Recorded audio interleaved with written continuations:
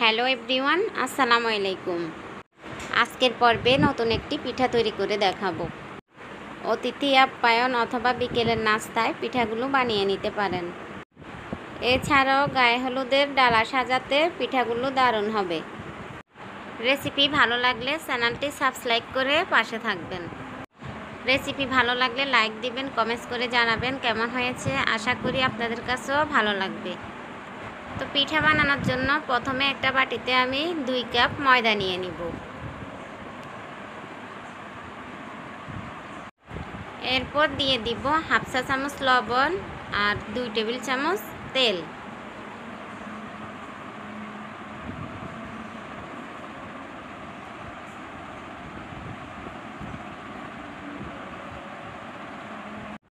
হাত দিয়ে ভালো করে মিক্স করে নিব। এই কাজটা একটু সময় নিয়ে করতে হবে, এর ফলে পিঠাগুলো একদম সফট হবে। মিক্স করে নেওয়ার পর এখন গরম পানি দিয়ে একটা ডো তৈরি করে নিব। পানিটা কিন্তু কুসুম গরম না, হাত দিয়ে সহ্য করা যায় এরকম গরম নিতে হবে।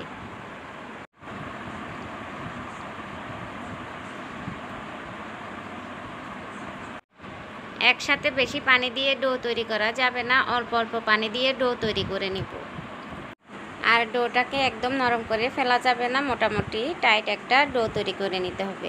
এখন এটাকে 10 মিনিটের জন্য রেখে দিব। আর এর মাঝে আমি চিনির শিরাটা তৈরি করে নিব। এজন্য একটা পাত্রে আমি 1 কাপ চিনি দিয়ে দিয়েছি আর দিয়ে দিব 1.25 কাপ পানি। আর নেড়ে চেড়ে একটা বলক উঠিয়ে নিব। রাতে ভিডিওটা করছিলাম তাই ক্লিয়ার আসতেছে না। শিরা ফুটে ওঠার 2 থেকে 3 মিনিটের মধ্যে এটা হয়ে গিয়েছে। এখন সামান্য লেবুর রস দিয়ে দিব। আর এই লেবুর রসটা দেওয়ার কারণ শিরাটা ঠান্ডা হওয়ার পর যেন জমে না যায়।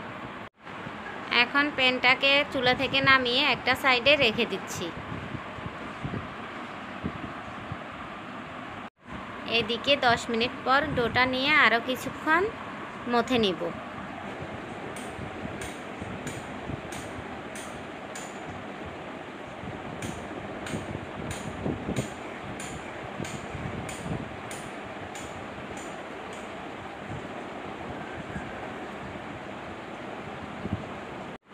এখন অল্প একটু ডো নিয়ে বাকি ডোটা ঢেকে রেখে দিব।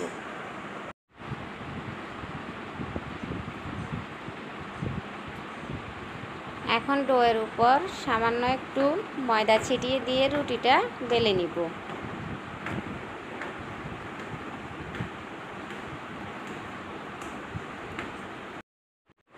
এখন একটি পিৎজা কাটার দিয়ে রুটিটাকে কেটে নিচ্ছি। এরপর মাছ বরাবর পিঠার জন্য ডিজাইন করে কেটে নিব। আমি প্রতিটা পিঠা এভাবে কেটে পিঠাগুলো তৈরি করে নিব। আমার এখানে মাঝখান থেকে একটু ভিডিওতে সমস্যা দেখা দিয়েছে, আপনাদেরকে আমি আরেকটা রুটি কেটে দেখাচ্ছি। তো পিঠা বানানোর জন্য এই রুটিটাকে আমি 4 পাশ থেকে পিৎজা কাটার দিয়ে কেটে নিব।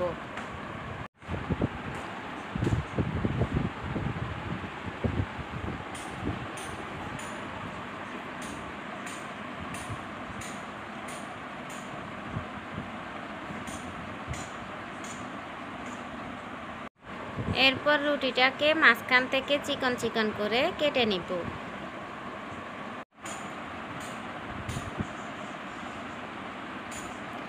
আপনারা দেখে বুঝতে পারছেন আমি কিভাবে কেটে নিচ্ছি।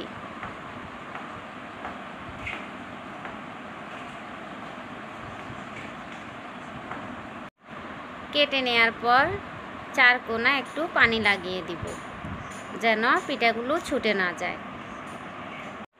এভাবে করে একটা ভাঁজ দিয়ে দিব, তারপর এভাবে করে আরেকটা ভাঁজ দিব।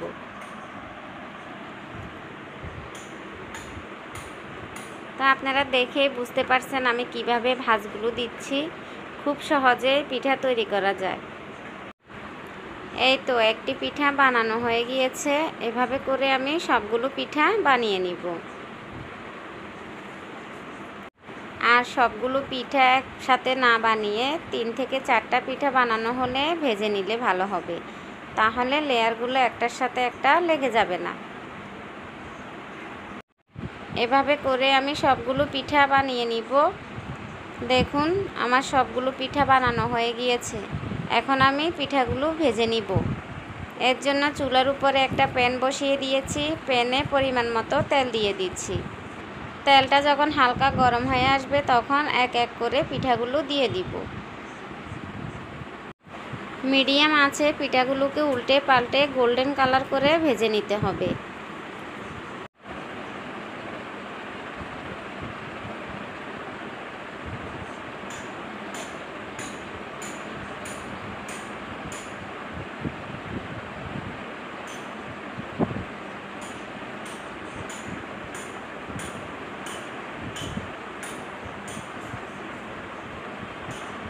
পিঠাগুলো সুন্দর একটা কালার চলে এসেছে। এখন পিঠাগুলো তেল থেকে উঠিয়ে নিব। আর সাথে সাথে গরম পিঠাগুলো শিরায় ডুবিয়ে নিচ্ছি।